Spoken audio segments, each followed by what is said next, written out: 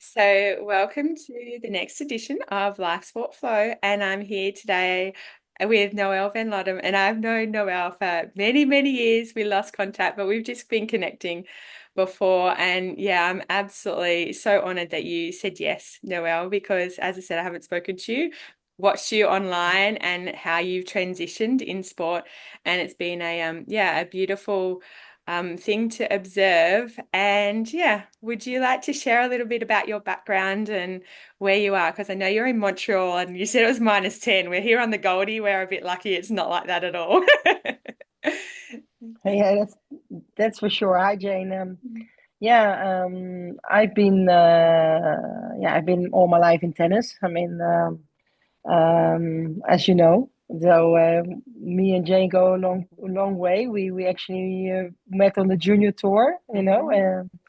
Jane was playing for Australia. I was playing for France, and I'm half French, half Dutch, as most of the people here to my accent. And actually, I was a former athlete. In juniors, I was number two in the world juniors, and then I transitioned to pro. I was a top 50 WTA player. Played many years on the circuit. Then I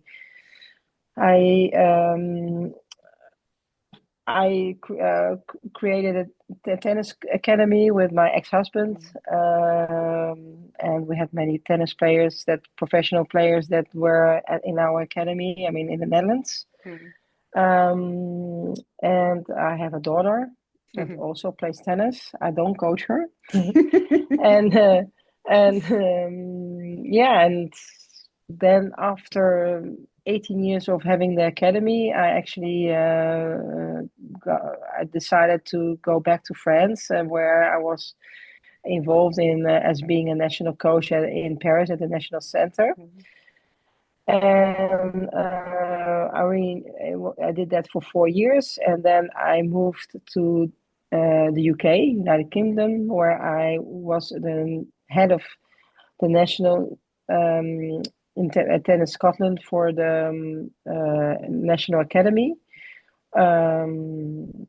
It's a national center for youth for 14 to 18 years old, boys and girls. And after that, I'm in my job where I'm already here now for 3 years, and I am the head of women's for Tennis Canada. And I have all the girls I'm helping in my program that are playing on the circuit, responsible for the Billie Jean Cup team and Olympic team, and I'm helping the coaches and the players as much as I can. Yeah. That's a little bit And my journey.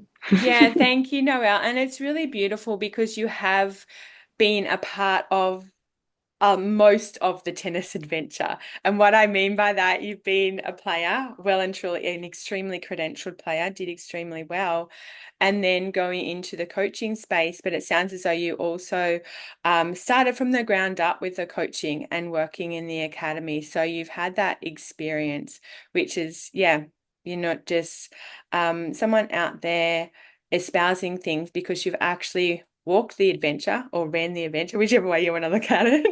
And then actually it's been a part of you on the other side as well. And I can only imagine how much of a gift that is for the athletes that you have worked with.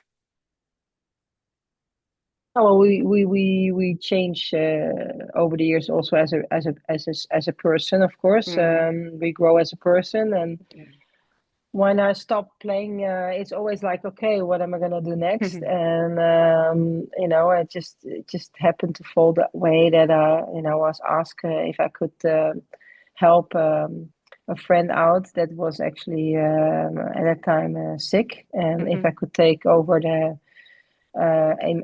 in my club in the Netherlands, if I could take over some lessons, and I actually enjoyed it. I was surprised. It wasn't my first.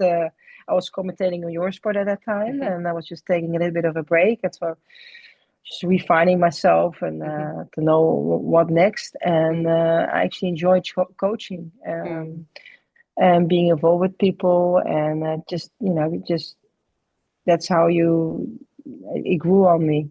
Mm. So yeah, so that's a little bit how I got back into tennis, Yeah.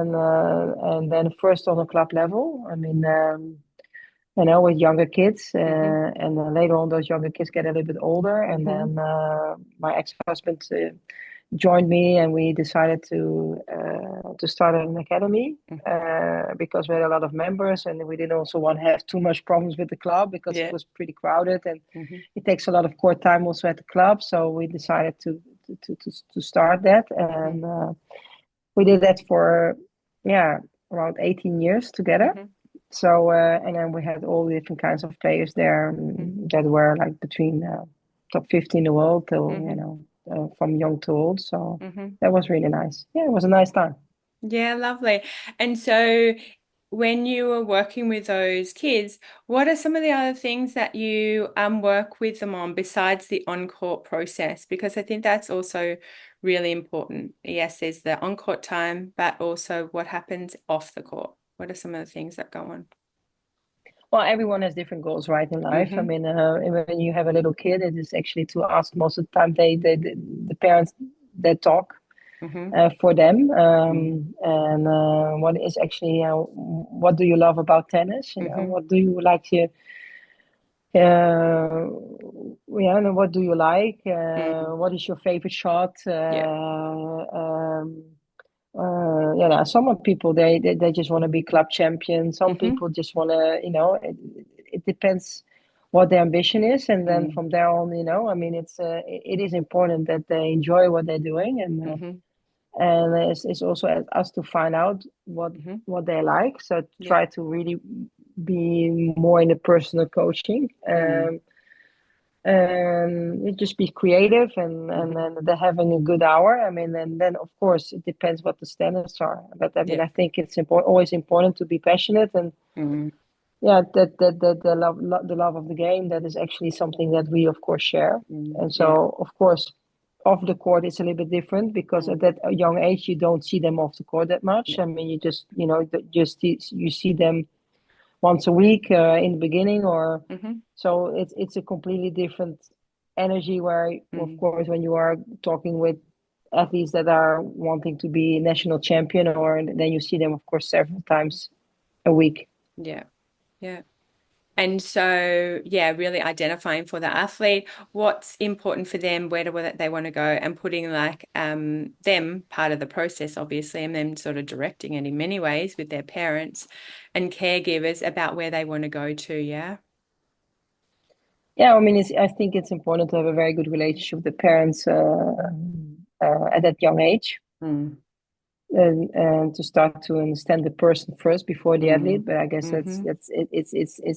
it's I mean, in one way it's easy to say that, but I mean it's Mm-hmm. not that easy to do. Yeah, absolutely. Yeah, and then trying to make it fun, and make it Mm. sure that they have enough, challenges in their trainings, and Mm-hmm. in that they feel that they're in a competitive environment, Mm-hmm. and that they feel happy to be in that environment. Mm. Yeah, absolutely. Yeah. Environment's so important. And as a coach, you're a really important part of that environment. Yeah, for sure. And I love how you added in the fun because that's one of the things I definitely remembered about you.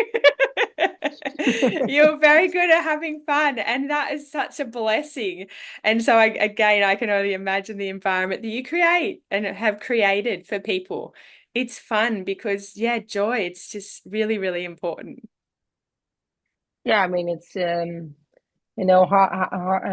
and love is in one way is very close by, right? Mm. I mean, Yeah. that's why we know our best characters is also our worst, I mean, enemy, Yeah. So I think Yeah. it's important just to find the right balance. It's always Yeah. that, and it's always a little bit different with everyone, Yeah. and of course if you want to be, if we want to be creative ourselves, if we want to be, when we do a session, I mean, it's if we're ourselves also in a good space of mind, then it's Hmm. easier to be fun, and Yes. bring that over to the athlete. So Yeah. it's sometimes, of course, it is work, Yeah. but you have to be in the right space of mind to create that Hmm. environment. Yeah. For sure. And that's why there's a number of elements, not only from being a coach and working with athletes, but it's also how we look after ourselves in that process as well. Of course, it does take Yeah. time and energy around that whole process, which is important. So you mentioned before, Noelle, about having good number of people around you. So did you have some significant mentors in your own world? Yeah, actually, I had an Australian Mm-hmm. coach, actually, who was her Mm-hmm. name was Gail Sheriff, and later Mm-hmm. on Gail Lovera. Yeah. She was an amazing, positive person. Mm-hmm. And she'd been actually that's with the French Federation at that time. And I mean, I was one, of course, half French, half Dutch, so I was actually the only, yeah, let's say, Anglo-Saxon person almost there, and in that, and so I mean, it's different culture being in around French people, and Yeah. she understood that, and she brought the best out of me, and Mm, she was always positive, and she mm, was always trying to see, with her the glass was always half full instead of mm-hmm. half empty. I do Yeah. believe in life later on it was more for me, my glass is refillable, that's how I look at things. Yeah. But yeah, I mean, she really brought something in me. Mm, The competitor, she was a great competitor, and mm, she has been also coaching many other players in France, Mauresmo and Nathalie mm-hmm. Dochy, Emilie Lois. She had very good players, so Mm, I was very fortunate to have her in my space mm, when I was around 15 till 17, 18 years mm, old. So that's an important time in your life where mm-hmm. where you start thinking about what do I want in life, what do I want, Mm, do I really want to be mm, becoming a professional tennis player? yeah. You start to actually find out who you are, and Mm-hmm. yeah, and then, I mean it's okay to also not become a professional tennis Mm-hmm. player, but you have to do it for the right reasons. Yeah. You have to be happy with your choices, and I Mm-hmm. think that is the most important thing. Yeah, And I was absolutely. lucky to have her in my space. Yeah, lovely. And is she still around now, Noelle? Yeah, she's still world champion and above 80 years old. Oh, She's wow, that's incredible. phenomenal. Yeah, she's still playing for France. And she's still playing the veterans. She's Yeah, incredible. I mean, she was a semifinalist at the French Open. I mean, yeah. yeah, she actually was at the this year. She was also in Australia too, because her Okay. sister still lives here. So she went back down. Yeah. Every year I think every 1 or 2 years she goes there, and Mm-hmm. yeah, she's just an important was an important person in my life Yeah. at that age. Yeah, I was very absolutely. fortunate. Yeah, well, you also acknowledge that and acknowledge how she supported you as well. And I think that's also part of the process because if she didn't add something to your world, and you got on really well, I think that may have not stayed around. But for her, it sounds as though she had, and I knew a little bit of her. I saw her obviously working with you. She just had that, yeah, love of tennis. And you can see, I don't think many people in their 80s, if they don't have a love of tennis, they're probably not playing. And so what a blessing to have someone like that in your world at your age, when you know what you said about the 15 to 17-year age gap in identifying if you wanted to be a professional player or not, and identifying your own choices for that. So yeah, sounds as though you had the right people show up for you, which is lovely. Absolutely, it was. I was very fortunate to have her in my corner. Yeah, Yeah. yeah, for sure. And so if you were going to give yourself as a younger person any advice once you finished transitioning from tennis, like as in finished playing tennis and then moving into the next part of your life, yes, it ended up being coaching, but it may not, as you said before. Would there be any particular advice you'd want to give yourself? That everything will be fine. Yeah. It will be Yeah. fine, whatever it will come. And I Mm, think. Because we're a little bit in panic mode from what is going to hmm. be next and what are we Yeah. going to do and how are we, yeah, how I'm gonna. be self-sufficient, Hmm. you know, yeah, I mean, I think it's all those questions that you ask yourself, Mm. and I think with time, everything comes back to falls into place. I mean, Yeah. whatever you just need to follow, your heart Mm. and also your mind. I mean, and then Mm. eventually, by being just calm and you will make the right choices. I think so. Mm. That's that's what I would say. I was a little bit impatient. It's especially in the beginning. I wanted to control everything, so. I think sometimes, you can't control everything. It just comes. Yeah. And part of that is, would it be also about identifying what you can control and focusing on that and releasing the other part about what you can't control? Yeah. I mean, it's finding the right balance, Yeah. I mean, other way you don't, I mean, to be happy also, sometimes you have to follow your instinct and, Hmm. instead of only, your brain going 300,000 miles an hour, I say, I mean, yeah, Yeah. just like I said, it will be fine. You'll Yeah. find your way in life, Mm. and with the right people around you. I mean, Yeah. and they are there, and they will Yeah. also, they will guide you also Mm. through and giving you the advice. And Mm. yeah, sometimes you just don't want to listen, and then you find out actually, you make a little bit of a left or right turn, and then you find a way your pathway. Yeah. Yeah. Yeah, absolutely. And sometimes that's the hard lessons are the lessons that we need to learn at that given moment. So, That's it. Yeah. There's yeah. no right or wrong in there, No. I mean, Yeah. and it's also, you're not the same person when you're 30 or when you're 50 Hmm. or, you know, Yeah. so, you have to shift a little bit Hmm. also, yeah, to Yeah. find again the right path. Yeah, absolutely. And it's just like what got us, as an athlete, it's not going to get us to being a good coach or mentor or whatever. It's just like continually growing and evolving. Yeah, I mean, as a coach, you have to have empathy more for people, and you Mm. have to relate a little bit more and Hmm. reflect. Yeah.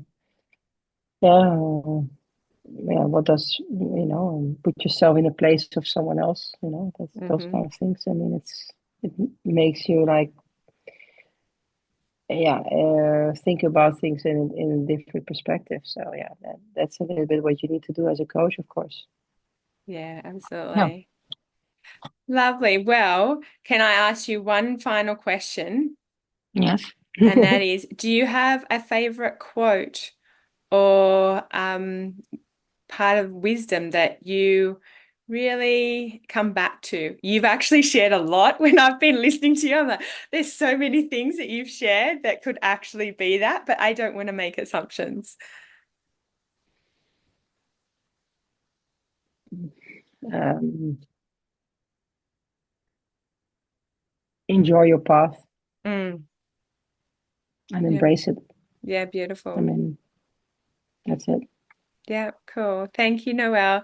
And if anyone wants to follow you on social media, I found your Instagram handle last night. So did you want to share if people want to follow your adventure, where they can find you at? Yeah, you can. I mean, Noëlle van Lottum. I think I am on Instagram. Hmm. I'm more following people than people are following me, I think. But I mean, I don't post that much, but sometimes I do. But yeah. Yeah. Beautiful. Thank you, Noelle. Thank you so much for your time and energy and showing up today. And it's just been absolutely beautiful to connect with you. And yeah, the people around you and in your space, they are very lucky because they have a very wise woman. So thank you again. Sometimes. I mean, I wish you a very nice sunny day on the Gold Coast, and I'll go back to my minus 15 degrees here in Montreal. I wish you a very nice day. Yeah, thank you and sleep well. Okay, bye. Bye.